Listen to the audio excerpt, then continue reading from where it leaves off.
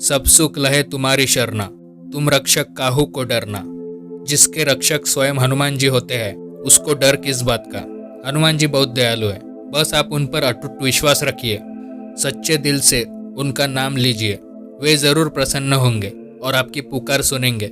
कभी कभी हनुमान जी हमारे विश्वास की और धैर्य की परीक्षा लेते हैं तो थोड़ा विलंब होता है, लेकिन वो हमारे विश्वास की परीक्षा होती है। उस समय में विश्वास कम ना होने दे। हनुमान जी पर पूरे दिल से विश्वास करें, वे आपकी सहायता जरूर करेंगे। हनुमान जी, हम आपके छोटे से सेवक हैं, हमारी कोई गलती हो जाए तो हमें माफ कर देना। आपकी कृपा हम सब पर बनाए रखना प्रभु। जय श्री राम। हमने पिछले वीडियोस में कुछ सवाल पूछे थे, उनका जवाब कुछ भक्तों ने दिया है, उनका नाम वीडियो के एंड में लिया जाएगा। अगर आप चैनल पर पहली बार आए हैं तो चैनल को सब्सक्राइब कर देना। हनुमान जी से रिलेटेड वीडियोस आपको इस चैनल पर मिलेंगे। तो चलिए जय श्री राम बोल के वीडियो की शुरुआत करते हैं। जय श्री राम भैया, मेरा नाम पूजा है, मैं पुणे में रहती हूँ।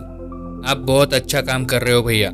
आपकी वीडियोस देखने के बाद हनुमान जी पर मेरा विश्वास और बढ़ गया है। हनुमान जी आपको खुश रखे। मुझे पापा नहीं है। मेरी शादी के बाद मेरी मम्मी अकेली पड़ गई थी। मम्मी की उम्र भी बढ़ रही है, उनका ख्याल भी रखना पड़ता है। मैं मेरे हस्बैंड के साथ पुणे में ही रेंट पर रहती हूँ। हमने मेरी मम्मी को भी हमारे पास बुला लिया है। मेरी मम्मी हनुमान जी को बहुत मानती है। वे रोज हनुमान जी के सामने दिया जलाती है और 3 बार हनुमान चालीसा पढ़ती है। मम्मी को देखकर मैं भी हनुमान चालीसा पढ़ने लगी। मेरे पति भी मुझे रोकते नहीं है। वे कहते हैं कि रोज पढ़ा कर हनुमान चालीसा, हनुमान जी तुम्हारी हर कदम पर रक्षा करेंगे। एक दिन मुझे यूट्यूब पर आपकी वीडियो दिखी भैया। वो वीडियो देखकर मुझे भी लगा कि मुझे भी प्रत्येक मंगलवार को हनुमान मंदिर हनुमान दादा के दर्शन करने जाना चाहिए। तब से मैं मंगलवार को हनुमान मंदिर जाने लगी। मेरी शादी को 5 साल हो गए। मेरी 2 साल की बेटी है। सब अच्छा चल रहा था, लेकिन 20 अगस्त 2023 को मुझे मेरे जॉब से मेरे मैनेजर का कॉल आता है। मैनेजर ने कहा, पूजा कल से जॉब पर मत आना, तुम्हें जॉब से निकाल दिया गया है। इतना बोलकर मैनेजर ने कॉल कट कर दिया। ये सुनकर मुझे बहुत दुख हुआ और मैं रोने लगी। मैंने मैनेजर को 3-4 बार कॉल किया, लेकिन उन्होंने कॉल नहीं उठाया। मुझे तो समझ नहीं आ रहा था कि मुझे क्यों निकाला गया, मेरी गलती क्या है। मैंने मेल भी किया उन्हें, लेकिन मेल का भी कोई जवाब नहीं आया। मेरे पति ने भी कॉल किया, लेकिन कोई जवाब नहीं दे रहा था। मुझे समझ नहीं आ रहा था मैं क्या करूं। दिमाग काम करना बंद हो गया था, कुछ सूझ नहीं रहा था। उस वक्त मेरी नज़र मेरी मम्मी पर गई। मेरी मम्मी हनुमान चालीसा पढ़ रही थी। मैं भी मम्मी के बाजू में बैठ गई और हनुमान जी को विनती की, हनुमान जी, मुझे नहीं पता मेरी क्या गलती है, मुझे क्यों निकाला जॉब से। मुझे जॉब की ज़रूरत है हनुमान दादा, प्लीज़ मेरी मदद करो। मम्मी ने मेरा टेंशन वाला चेहरा देखा और कहा, टेंशन मत लो बेटा, हनुमान जी है ना, वे सब संभाल लेंगे। मम्मी की बातें सुनकर थोड़ा टेंशन कम हुआ मेरा। मैं उसी टेंशन में सोच रही थी कि अब क्या करूं। तभी मुझे एक मेल आता है कंपनी से। आखिरी की कुछ फॉर्मेलिटीज़ थी, उसी के लिए कंपनी ने बुलाया था। मैं रात भर सो नहीं पाई टेंशन की वजह से। मैं हनुमान जी को याद कर रही थी और कब नींद आई पता नहीं चला। मैंने अगले दिन सुबह हनुमान चालीसा पढ़ी और टाइम पर कंपनी में चली गई। मैं सीधा मैनेजर से मिली और उन्हें मैं कुछ बोलूं उसके पहले ही वे मुझे बोले, सॉरी पूजा, HR ने कहा था तुम्हें कंपनी से निकालने के लिए।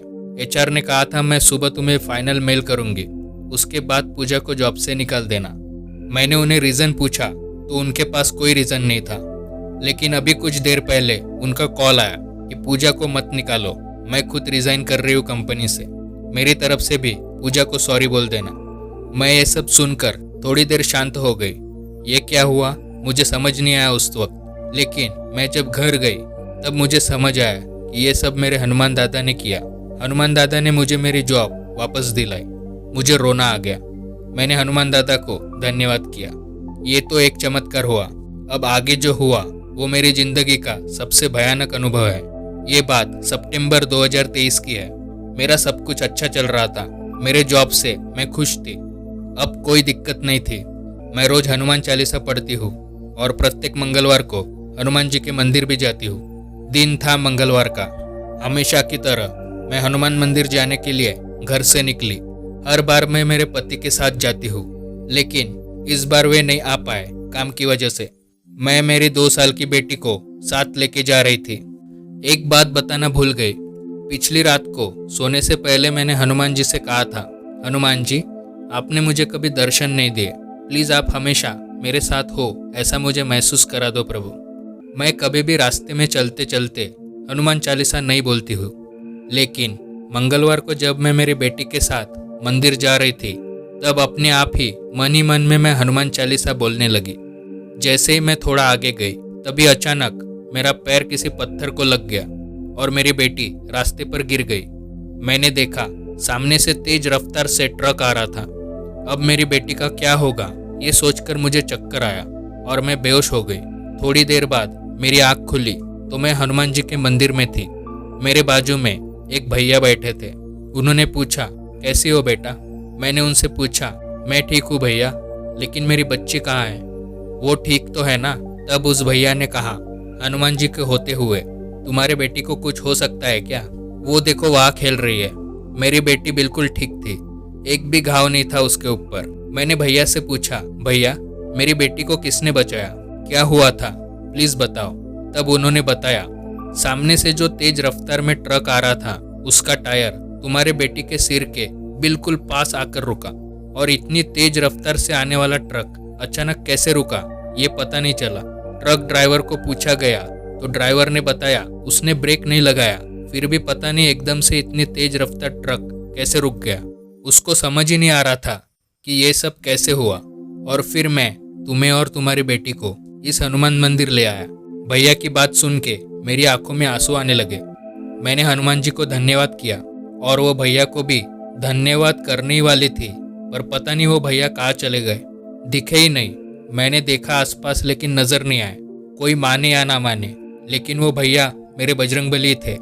मैंने कल हनुमान दादा को कहा था कि आप मुझे दर्शन देना और आप हमेशा मेरे साथ हो ऐसा महसूस करा देना प्रभु। और आज हनुमान दादा ने दर्शन दिए और बताया कि चिंता ना कर, मैं हमेशा अपने भक्त के साथ रहता हूँ। आज हनुमान दादा की वजह से मेरी बेटी जिंदा है और ये बताते वक्त भी मेरी आंखों में आंसू है भैया। मेरी पूरी जिंदगी अब मैंने हनुमान दादा को समर्पित कर दी है। हनुमान दादा का जितना शुक्रिया करूँ उतना कम है। तो देखा दोस्तों, एक और असंभव कार्य को संभव किया हमारे बजरंगबली ने। हनुमान जी बहुत दयालु है, बस उन पर पूरा विश्वास रखो।